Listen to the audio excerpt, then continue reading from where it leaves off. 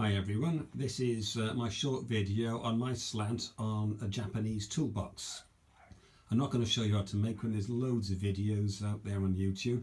I built this one purely from plywood. It was a quarter sheet of 18mm or 3/4 inch plywood. I chose that size plywood because it's heavy, but it's very easy to screw and glue it and put dowels in it, which I've done on this. So it's a very strong structure.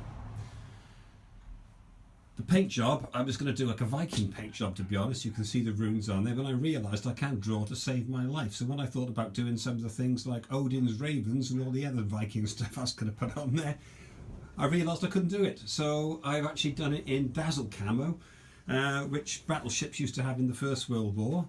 And I think it looks really great. And coincidentally, one of the Royal Navy's latest ships has just painted itself in dazzle camo, but that's a pure coincidence.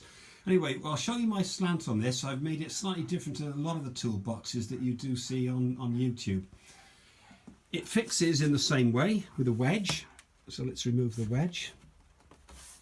He said, there we go.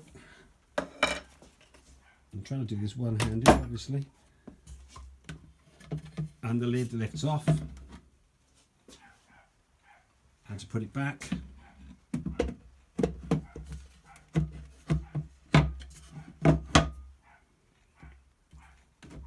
Goes back in place, and then the wedge fits in there. But this is where I made it slightly different. On the underside of the lid,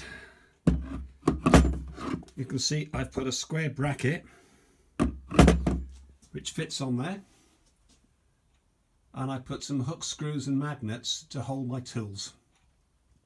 Let me just show you what it looks like when I'm actually using it.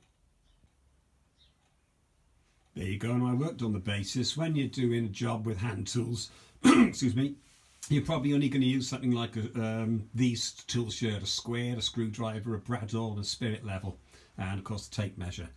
So when I'm actually working, these are easy to get to, they're to hand without having to rummage through a toolbox.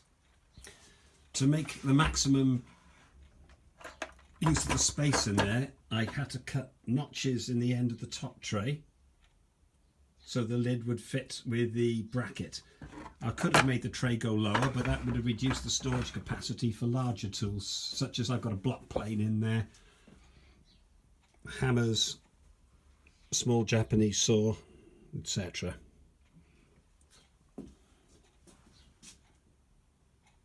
The end panels, I did actually put them in rebates, or rabbits as our friends in North America call them, which I machined out using a palm router, but you can do it with something like a sliding miter saw, or if you're really clever, actually do it the old-fashioned way with the chisel.